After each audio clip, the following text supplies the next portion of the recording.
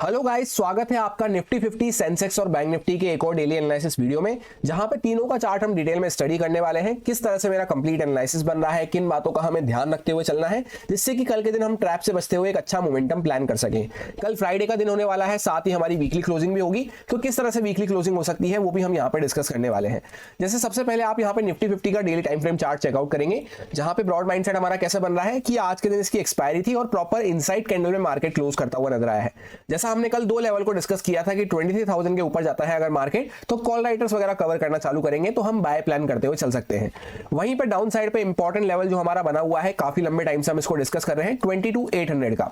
Exactly market ने एक बार जब यहाँ पे लिक्विडिटी ग्रैब का कंसेप्ट लगाया, पहले का भी इंपॉर्टेंट सपोर्ट था, वापस से इंपॉर्टेंट सपोर्ट था, एक बार लिक्विडिटी ग्रैब करके मार्केट वापस से यही मार्केट का इंपॉर्टेंट सपोर्ट बना हुआ है।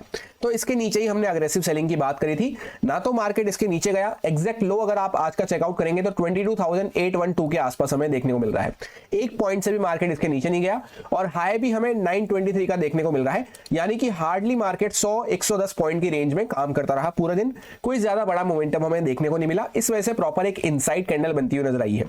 ना मार्केट ने हायर साइड पे इस लेवल को क्रॉस किया, ना लोअर साइड पे इस लेवल को, बीच में मार्केट साइडवेज यहां पे बिहेव करता हुआ नजर आया। अब आगे के लिए हमारे लिए सिंपल हो जाता है कि जब भी इनसाइड कैंडल बनती है हमें ज्यादा दिमाग लगाने की जरूरत नहीं है। जैसे हमने कल भी डिस्कस किया था कि ये हमारी छोटी रेंज बन रही है, उसके अंदर भी इनसाइड कैंडल बन रही है, तो इस बीच में हमें आराम से वेट एंड वॉच करना है। जब मार्केट वापस से ऊपर निकलता है, डायरेक्टली बड़ा गैप अप वगैरह खुल जाता है, वो हमारे लिए और भी अच्छा रहेगा। उसमें क्या है, 23,000 का लेवल पास में आ जाएगा। जैसे आज के दिन मान लो कॉल राइटर्स वगैरह ने इस लेवल को क्रॉस होने नहीं दिया, तो वापस से अगर मार्केट अच्छा गैप अप वगैरह खुलता है, ऊपर निकलता है, तो हम यहाँ पे कॉल राइटर्स को ट्रैप करते हुए बाइंग का प्लान करते हुए चल सकते हैं। उसमें क्या होगा, इनसाइड कैंडल वगैरह का ब्रेकआउट हो जाएगा, ये डायरेक्टली मार्केट जो रेंज वगैरह बना रहा है इसका ब्रेकआउट हो जाएगा, तो ऐसा हम कुछ प्लान रखते हुए चल सकते हैं। वहीं पे डाउन साइड पे 800 का लेवल काफी इंपॉर्टेंट हो चुका है हमारे लिए, कई बार इसके आसपास हम टच पॉइंट्स लगा चुके हैं, तो इसके नीचे जैसे ही प्राइस एक्शन बनना चालू होता है तब अग्रेसिव सेलिंग हमें देखने को मिल सकती है। ये बीच के कुछ पॉइंट्स की रेंज को मैं यहाँ पे अवॉइड करना पसंद करूंगा। अब हम लोग आ चुके हैं 15 मिनट टाइम फ्रेम पे। जैसा आप देखेंगे ये कुछ लेवल्स वगैरह को हम 2-3 दिन से डिस्कस कर रहे हैं। एग्जैक्टली मार्केट उसी लेवल के आसपास गैप डाउन खुला और फर्स्ट टिक से ऊपर निकला और पूरा यहाँ पे साइडवेज बिहेव करता हुआ नजर आया। तो एक छोटी सी रेंज में मार्केट काम करता रहा, मॉर्निंग में छोटा सा मोमेंटम हुआ बस सपोर्ट के आसपास से, उसके बाद कोई भी दिन भर हमें अच्छी opportunity as an option buyer देखने को नहीं मिल पाई। उसके पीछे का रीजन भी हमने अच्छे से डिस्कस किया था कि लोअर साइड पे ये हमारा इंपॉर्टेंट सपोर्ट बना हुआ है, इसके नीचे जाता जब यहाँ पे पुट राइटर्स वगैरह खतरे में आते, और अपर साइड पे 23,000 के ऊपर हमने यहाँ पे बात करी थी कि इसके ऊपर अगर मार्केट एक बार जाके वापस से फेल कर चुका है, क्योंकि काफी दूर से हम चलते हुए आ रहे थे, तो दोबारा अगर इसके ऊपर जाएगा तभी कॉल राइटर्स के ऊपर खतरा बढ़ पाएगा। तो ना तो मार्केट ने ऊपर का लेवल क्रॉस किया, ना ही नीचे का लेवल, इस वजह से मार्केट एकदम साइडवेज बिहेव करता हुआ नजर आया और ऑप्शन सेलर्स का वो कंप्लीट दिन बन के रह गया। अब जैसे मान लो मार्केट डायरेक्टली अच्छा गैप अप वगैरह दे देता है, उस केस में अगर मार्केट क्रॉस कर रहा है तो हम बाइंग में प्लान रखते हुए चल सकते हैं। यहाँ पे थोड़ा सा ये जो ऊपर नीचे का हल्का सा एरिया है इसको मैं अवॉइड करना पसंद करूंगा। वापस से मार्केट कोई अच्छा गैप डाउन वगैरह देता है, तो एक बार क्या हुआ, वैसे भी गैप डाउन खुल के मार्केट ऊपर गया और साइडवेज बिहेव करता हुआ नजर आया, तो ऐसे करने के चांसेस कम हो जाते हैं। उसमें अगर नीचे जाएगा, सपोर्ट वगैरह ब्रेक डाउन करेगा, तो हम सेलिंग प्लान करते हुए चल सकते हैं, या फिर जैसे गैप डाउन खुल के ऊपर आया तो क्लोजिंग प्राइस वगैरह ब्रेकआउट होने के बाद हम यहाँ पे बाइंग करते हुए चल सकते हैं। ऐसा इसलिए भी क्योंकि एक दिन पहले मार्केट गैप डाउन खुला, सपोर्ट के आसपास, ऊपर आया, क्लोजिंग प्राइस के आसपास ही रेजिस्टेंस लेता रहा, तो वापस से ऐसे करने के चांसेस थोड़े से कम हो जाते हैं। तो अगर मार्केट गैप डाउन वगैरह खुला छोटा मोटा वापस से क्लोजिंग प्राइस वगैरह क्रॉस कर रहा है, तब हम कुछ बाइंग में सोच सकते हैं, और अग्रेसिव सेलिंग हमें 800 के लेवल के नीचे ही देखने को मिल पाएगी।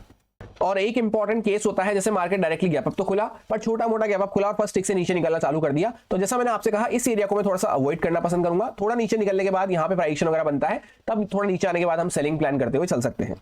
उसमें क्या होगा, फिर यहाँ पे जैसे सेलिंग हुई, मार्केट होल्ड किया, अगर थोड़ा नीचे निकलता है तो यहाँ पे सेलिंग और कंटिन्यू हो सकती है, तो बीच का थोड़ा सा एरिया हम छोड़ देंगे बेसिकली यहाँ पे। इसमें मेरा कोई भी प्लान नहीं है बीच के एरिया में। इसके बाद या तो मार्केट डायरेक्टली थोड़ा अच्छा गैप अप खुल के ऊपर निकल जाए, तब हम अच्छा बाइंग मोमेंटम कैप्चर कर सकते हैं, या फिर इसके नीचे निकलता है तब सेलिंग में जो रेंज बन रही है उसको रेंज की तरफ से हमें ट्रीट करना जरूरी है। इस बीच में हम छोटी मोटी स्कैल्पिंग प्लान कर सकते हैं, या तो कम क्वांटिटी रखते हुए, टारगेट छोटे रखते हुए, या फिर आराम से वेट एंड वॉच कर सकते हैं। अब हम लोग आ चुके हैं सेंसेक्स के चार्ट पे। इसका भी सेम सा चार्ट स्ट्रक्चर रहता है। इंपॉर्टेंट सपोर्ट के आसपास डायरेक्टली मार्केट गैप डाउन खुला, और जैसा आप देखेंगे पहले एक दिन क्या हुआ, गैप डाउन खुल के हल्का सा नीचे गया, उसके बाद शार्प मोमेंटम अप साइड पे करता हुआ नजर आया।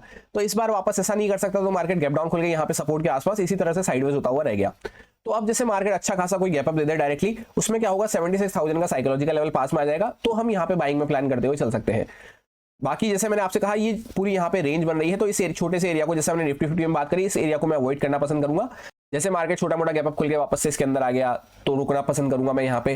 डायरेक्टली गैप डाउन वगैरह खुल के वापस से यहाँ पे आ गया तो क्लोजिंग प्राइस वगैरह ब्रेकआउट होने के बाद ही हम बाय करते हुए चल सकते हैं। और सेलिंग का हमारा लेवल क्लियर है कि यहाँ पे 500 550 के आसपास यहाँ पे इंपॉर्टेंट सपोर्ट हमारा बना हुआ है। इसके नीचे मार्केट प्राइस बनाना चालू करता है तब हम अग्रेसिव सेलिंग वगैरह प्लान कर सकते हैं। सबसे बेस्ट तो वही है, जैसे मार्केट ने आज के दिन गैप डाउन खुल गई, यहीं पे मार्केट होल्ड करता हुआ नजर आया है तो काफी सारे लोगों ने यहाँ पे सेलिंग की पोजीशन होल्ड कर रखी होगी। तो मार्केट अगर अच्छा गैप अप दे दे डायरेक्टली 76,000 वगैरह के आसपास आ जाए, इसके ऊपर निकलना चालू करे तो बाइंग का एक अच्छा मूव हमें मिल सकता है। छोटे मोटे गैप डाउन में भी जैसे सपोर्ट के आसपास से मार्केट निकल के क्लोजिंग प्राइस वगैरह को क्रॉस कर देता है तब हम बाइंग में प्लान रखते हुए चल सकते हैं। ये कुछ बेस्ट केस रहेंगे। बाकी सेलिंग का जैसे हमने प्लान किया कि इसके नीचे जैसे प्राइसेशन बनेगा तो ये काफी इंपॉर्टेंट हमारा जोन है। इसके आसपास मार्केट कई बार सपोर्ट किया है, लोग कई बार बाय करे हैं, तो जैसे इसके नीचे प्राइसेशन बनता है इन सब की होप यहाँ पे टूटने वाली है तो फिर बाइंग में यहाँ पे जो भी बाय करके बैठे हैं उनके स्टॉप लॉस कट डाउन होंगे, तब हम सेलिंग में अच्छा मोमेंटम प्लान कर सकते हैं। अब हम लोग आ चुके हैं बैंक निफ्टी के चार्ट पे। यहाँ पे एक प्रॉपर इनसाइड कैंडल हमें देखने को मिल रही है, जहां पे मार्केट ने एक दिन पहले बड़ी कैंडल बनाई थी, उसके बाद मार्केट गैप डाउन खुला अच्छा खासा, तो इसके कैंडल के बीच में हम घूमते रहे, ऊपर से कॉल राइटर बैठे रहे, 500 का साइकोलॉजिकल लेवल भी था जिसको हमने डिस्कस किया था, और प्रॉपर एक इनसाइड कैंडल पॉज कैंडल बनती हुई नजर आ रही है, जहां पे हार्डली मार्केट 200-300 पॉइंट में काम करता रहा, ज्यादा कोई खास मोमेंटम हमें देखने को नहीं मिला। तो ये अच्छा भी हो जाता है कि मार्केट ने अभी मूव किया, पॉज किया। अगर वापस से मार्केट इनसाइड कैंडल जब भी बनती है हमें दिमाग लगाना नहीं होता ज्यादा, इसके ऊपर निकलेगा तो मैं यहाँ पे बाइंग करना पसंद करूंगा, या फिर इसके नीचे निकलता है तब मैं यहाँ पे सेलिंग के बारे में सोच पाऊंगा। क्योंकि नीचे निकलता है तो फिर क्या होगा, 49,000 का साइकोलॉजिकल लेवल पास में आ जाएगा, उसके नीचे काफी लोगों के और स्टॉप लॉस मिल सकते हैं। सिमिलरली अगर मार्केट ऊपर निकला तो 500 का लेवल पास में आ जाएगा साइकोलॉजिकल, और ये इंपॉर्टेंट हाई वगैरह भी पास में आ जाएगा जहां पे पिछली कैंडल का हाई लगा हुआ था, तो बाइंग में एक अच्छा मूव हमें मिल सकता है। बीच में हम थोड़ा सा कैंडल के अवॉइड करना पसंद करेंगे। अब हम लोग आ चुके हैं 15 मिनट टाइम फ्रेम पे। ये कुछ लेवल्स मैंने आपसे डिस्कस किए थे और सिंपल सा प्लान आपको ये शेयर किया था कि मार्केट ने काफी अच्छा मूव किया, उसके बाद यहाँ पे बायर्स को हटाया है, फिर वापस से मार्केट ऊपर आके हायर साइड पे क्लोज किया है। डायरेक्टली गैप अप खुल जाए वो सबसे बढ़िया रहता है बाइंग में। छोटा मोटा गैप डाउन खुल के भी हमने बात करी थी, मार्केट 500 के ऊपर आ जाए, 500 का साइकोलॉजिकल लेवल था यहाँ पे, तो भी हम बाइंग में प्लान रखते हुए चल सकते हैं। सेलिंग का इसमें हमने यही बात करी थी कि मार्केट में काफी शार्प मोमेंटम हुआ है, तो जो भी बायर्स होंगे अच्छे प्रॉफिट में आ गए होंगे, साथ के साथ जिनको प्रॉफिट बुक करना होगा, वीकेंड्स वगैरह को हटना होगा, वो यहाँ पे हट चुके होंगे इस टाइप की सेलिंग में। तो ये लेवल एक मैंने आपसे डिस्कस किया था कि इसके आसपास पहले हम रेजिस्टेंस ले रहे थे, इस जोन के आसपास, इसके ऊपर ही हमने ब्रेकआउट किया है, तो जब तक मार्केट वापस से इसके नीचे प्राइसेशन नहीं बना था अग्रेसिव सेलिंग भी हमें देखने को नहीं मिल पाएगी। Market was kind cut copy paste हमें वैसा ही होता हुआ नजर आया, ना तो कोई अच्छी बाइंग की अपॉर्चुनिटी मैट हुई, ना ही सेलिंग की, तो ना हमें बाइंग अच्छी देखने को मिली ना ही सेलिंग। मार्केट पूरा एकदम साइडवेज रेंज में काम करता रहा। अब अच्छा है कि मार्केट साइडवेज हो चुका है, कल के दिन हमें एक अच्छा मोमेंटम देखने को मिल सकता है, क्योंकि फ्राइडे को वीकली क्लोजिंग भी हमारी होती है, तो वीकली क्लोजिंग अगर अच्छी करनी हुई मार्केट को ऊपर या नीचे की साइड पे, तो एक अच्छा मोमेंटम हम एक्सपेक्ट करके चल सकते हैं, प्लान करके चल सकते हैं। उसमें अच्छी अपॉर्चुनिटी कैसे मिलेगी, वही सेम कंडीशन जो हमने कल बात करी थी कि इसके नीचे निकलेगा तब अच्छा अपॉर्चुनिटी हमें सेलिंग का मिल पाएगा, क्योंकि यहाँ पे रेजिस्टेंस हमारा बना हुआ था। अभी यही हमारा आप देखेंगे तो यहाँ पे सपोर्ट बना हुआ है, तो या तो छोटा मोटा गैप डाउन वगैरह खुल के मार्केट इमीडिएटली ऊपर निकल जाए, क्लोजिंग प्राइस वगैरह क्रॉस कर दे, तब हम बाइंग में कुछ प्लान रख सकते हैं, या फिर डायरेक्टली अच्छा गैप अप दे दे। अच्छे गैप अप से क्या होगा, 500 वगैरह का लेवल यहाँ पे वापस से पास में आ जाएगा, तो इसके ऊपर एक अच्छा मूव हमें बाइंग में मिल सकता है।